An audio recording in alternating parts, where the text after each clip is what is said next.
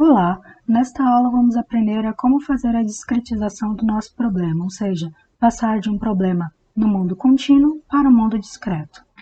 Inicialmente, vamos então fazer a discretização do nosso domínio, ou seja, vamos dividir a nossa barra em três regiões, com 4 nós.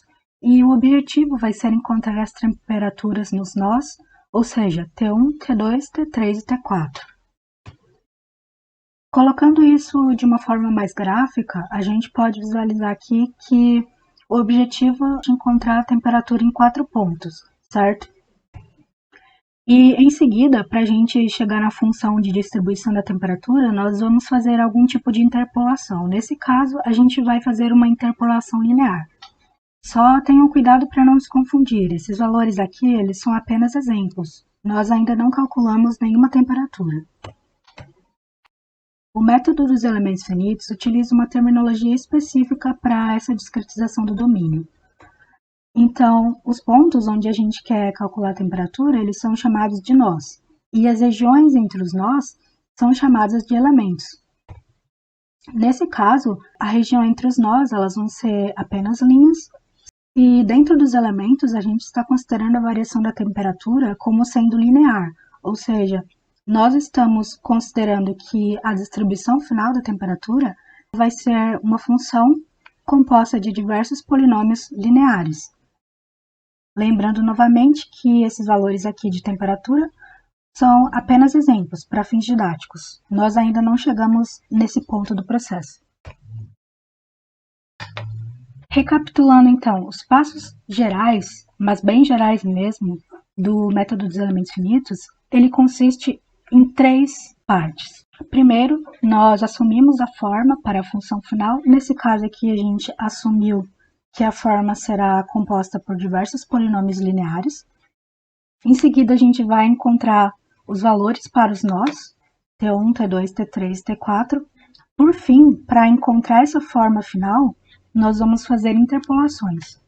Então, matematicamente, a gente tem um modelo matemático, que seria a nossa equação diferencial com valores de contorno. Para resolver essa equação, nós vamos considerar que a forma da nossa função vai ser polinomial por partes.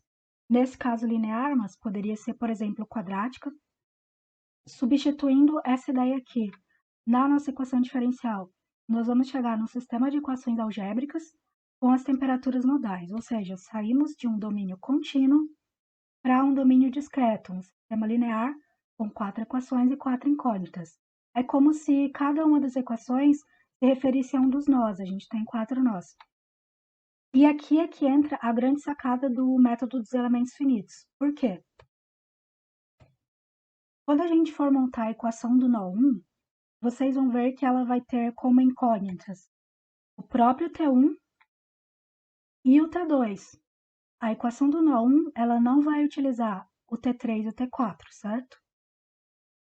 Já quando a gente for montar a equação do nó 2, ela vai ter como incógnitas o nó 1, o próprio nó 2 e o nó 3, como vocês podem ver aqui. Para a equação do nó 3, é a mesma ideia.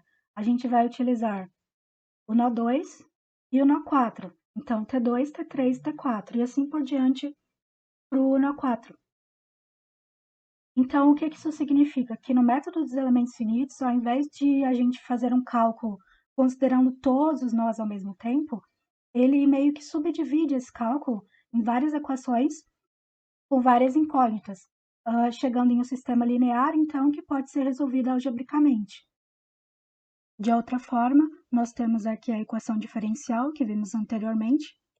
Aplicando o método dos elementos finitos, chegamos então em um sistema algébrico matricial, nesse caso composto por uma matriz 4x4. Essa matriz ela é conhecida também como matriz de rigidez. Temos o vetor das temperaturas, 4x1, e aqui o vetor dos elementos independentes, também 4x1. Apenas para ficar mais claro, esse aqui é o vetor das temperaturas, então ele contém o T1, T2, T3 e T4 que a gente quer encontrar. Como vocês podem ver, se a gente inverter a matriz de rigidez, passando-a para o outro lado, nós vamos obter o vetor das temperaturas isolado.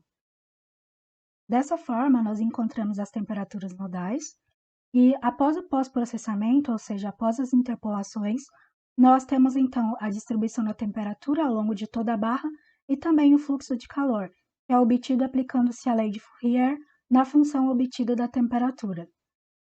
Então, basicamente, o que o ANSYS faz para chegar no resultado final é inverter uma matriz. Nesse caso, é uma matriz pequena, 4x4, mas em problemas de aplicações reais em engenharia, essa matriz aqui pode chegar a milhões e centenas de milhões de elementos.